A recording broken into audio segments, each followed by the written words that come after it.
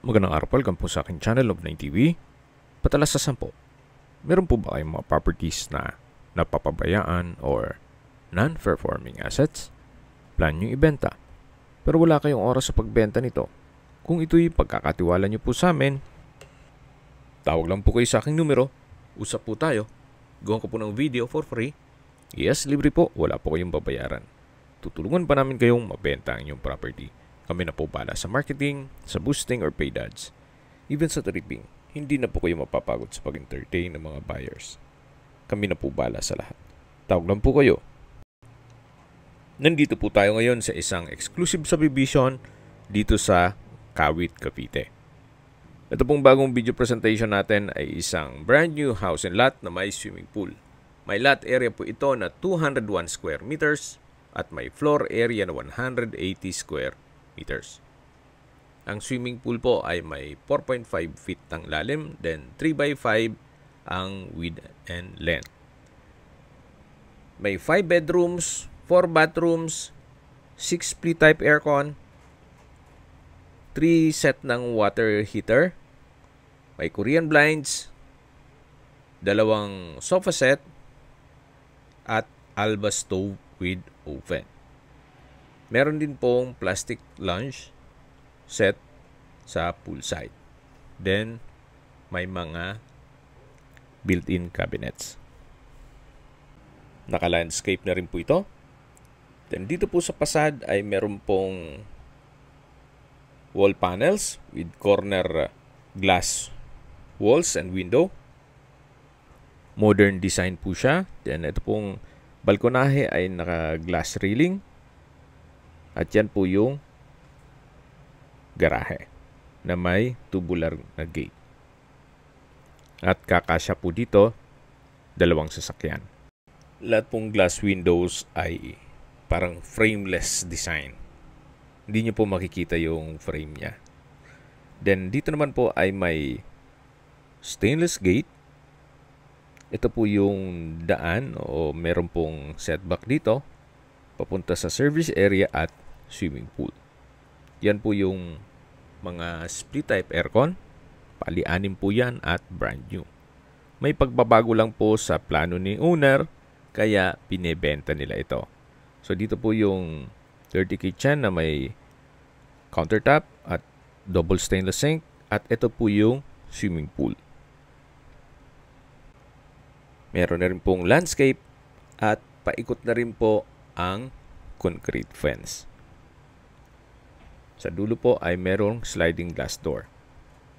Mamaya po ikutan natin ulit yan. So yan po ulit yung dirty kitchen. Then meron pong storage dito. At babalik po ulit tayo dito sa may garahe. Yan po yung gate. At dun tayo pumasok kanina sa may pedestrian gate. Tunghayin nyo po ulit itong pasad na kung saan napakaganda po ng disenyo. Ito po'y modern design.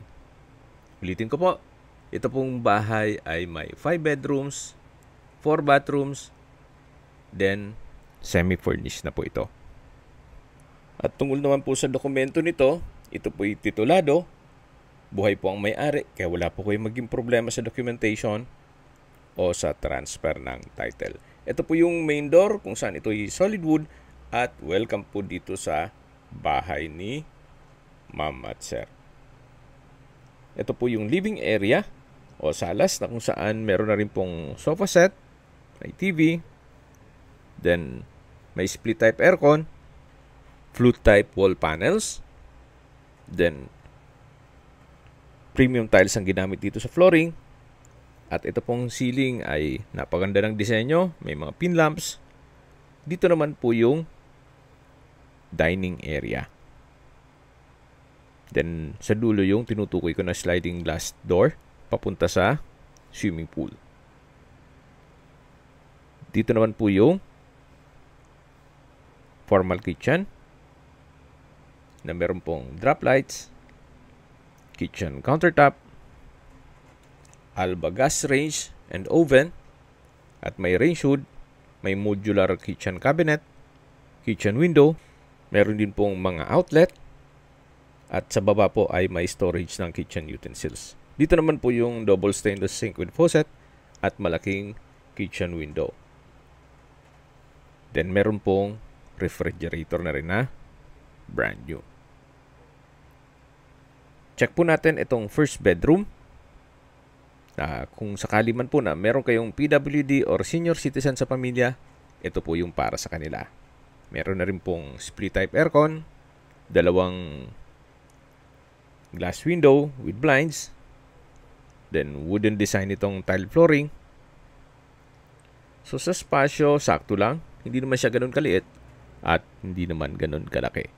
Meron din po itong sariling toilet and bath.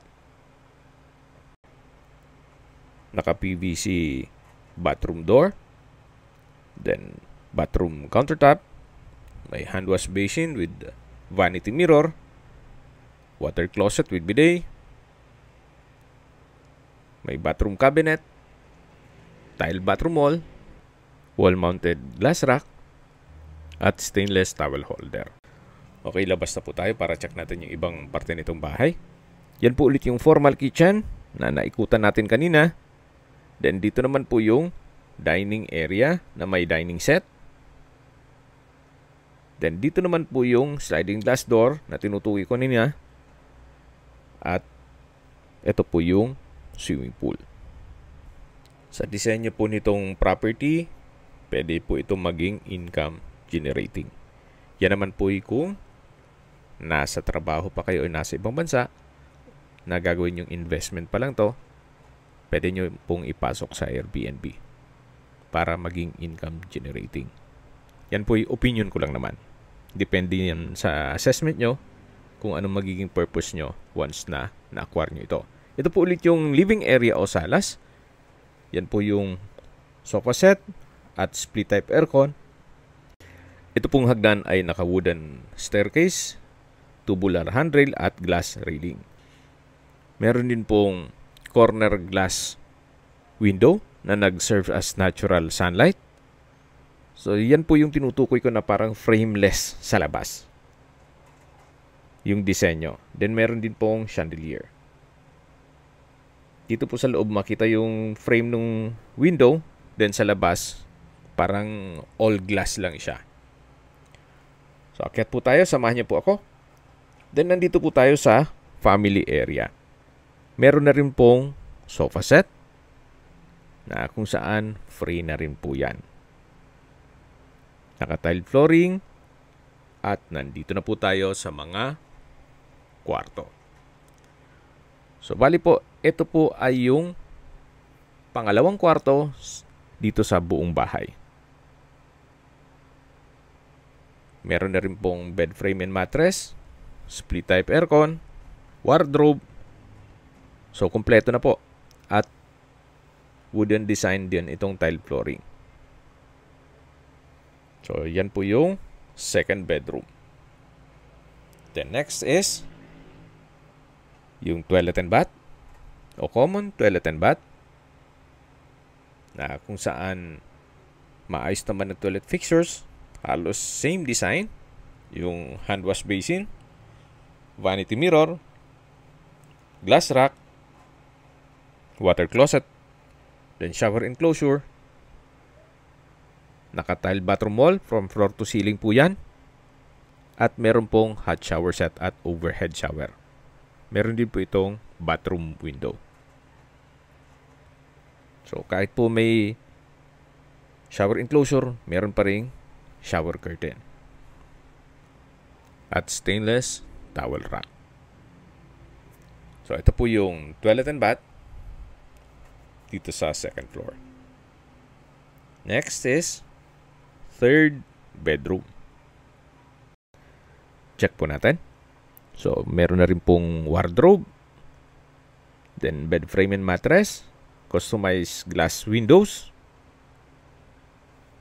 May split type aircon. At wooden design din po ang tile flooring. So, yan po yung third bedroom. At lipat na po tayo dito sa kabilang kwarto na kung saan ito po yung pang-apat o fourth bedroom. May split type aircon. Customized glass window with blinds. Then same flooring lang po dun sa kabila. Wooden design. At pulido naman po ang pagkapintura ng ceiling at wall. Meron din po itong wardrobe from floor to ceiling at drawer and dresser. Dito po sa dulo ay meron pong toilet and bath.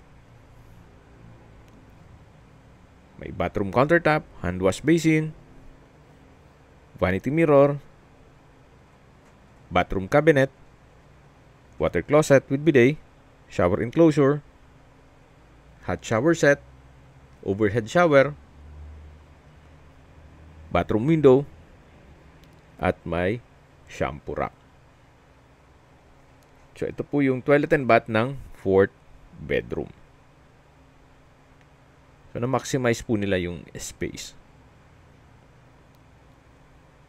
Then lalabas na po tayo ulit dito sa may family area. At yan po yung mga kwartong na-check natin kanina. Pati yung common toilet and bath. At dito na po yung 5th bedroom. So mas malaki po ito.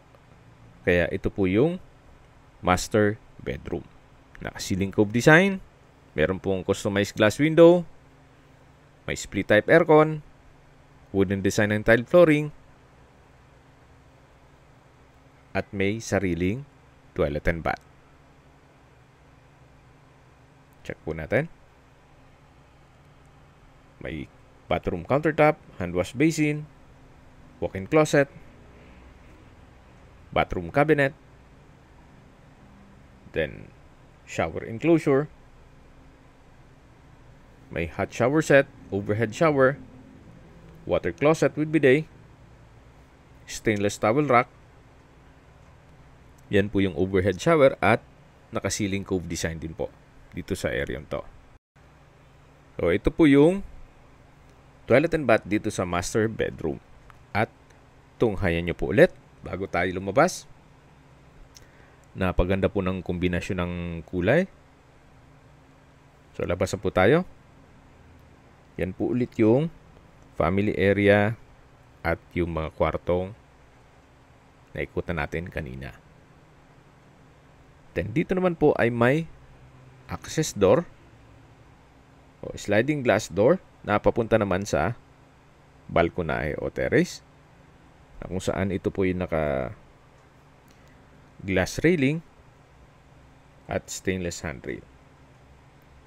Yan po yung wall lamps at ito po yung garahe, yung main gate, at dito naman po yung inyong mga magiging kapitbahay, kung saan napakatahimik po ng lugar, sariwa ang hangin. Sa klima naman po, banayad lang, hindi naman siya ganun kainit at hindi naman ganun kalamig. At isa pa po sa big factor na dapat nyo i-consider sa lokasyon nitong property. Malapit po siya sa lahat. Okay, sa distance, location at travel time portion na po tayo. Mula po sa highway o sa Pure Gold Kawit, Burger King, McDonald's, Wilcon Depot, even sa BIR, local mall, All Home Kawit, Mang Inasal, mga coffee shop, Jollibee, SNR Pizza, Wendy's, at San Pedro Calungsod Medical Center, ang distance is 1.3 kilometers at ang travel time is 5 minutes. Opo, meron pong malapit na hospital dito at yan po yung lagi kong binabanggit sa inyo na dapat nyo i-consider sa paghanap ng property, yung meron pong malapit na hospital. Hindi ko naman po sinasabing sakitin kayo. Yan naman po for emergency purpose lang naman. At mula naman po sa Cavitex, Kawit Toll Plaza, ang distance is 5.6 kilometers at ang travel time is 19 minutes. Mula naman po sa PTEX, ang distance is 17 kilometers at ang travel time is 36 minutes. Kung manggagaling naman po sa MAUA, ang distance is 21 kilometers at ang travel time is 48 minutes. At kung manggagaling naman po sa airport, Ang distance is 22 kilometers at ang travel time is 41 minutes. Okay, sa presyo na po tayo. Binebenta po ito ni owner sa halagang 16.8 million pesos net. Ibig pong sabihin, si buyer na po ang sasagot sa lahat ng taxes at expenses with regard to documentation. Kung may mga katanungan po kayo, tawag lang po kayo sa aking numero. At sa mga kababayan naman natin nasa ibang bansa, meron po akong Telegram. Sa mga iPhone user naman, may iMessage. Meron din pong Imo, Skype, Viber at WhatsApp. Same number lang po, 0917-316-3399. Sa mga nagtatanong naman po ng aming Facebook, meron po kaming Facebook page na Nov9TV at Facebook Real Video. Meron din pong TikTok at Instagram. May ibang YouTube channel po kami na The Nov9TV channel, Nov9TV Listings, Nov9TV On The Spot, Nov9TV Updates, at Nov9TV House Rental. Sana po naibigan nyo ang video presentation. Paki-like and subscribe na lang po sa aking channel para ma-update din po kayo sa aking future listings. Kung sakali po hanap nyo yung mas malaking sukat na lupa, meron din po kayong ibang listings na pwede nyo pagpilian. Huwag po kayong mag-atubiling tumawag sa amin, then let us know your budget para malaman namin kung anong property pwede naming ilok sa inyo. Sa lahat pong viewers, subscriber at nagtiwala po sa amin, salamat po sa suporta. Ingat po kayo lagi at yung pamilya. Maraming salamat po.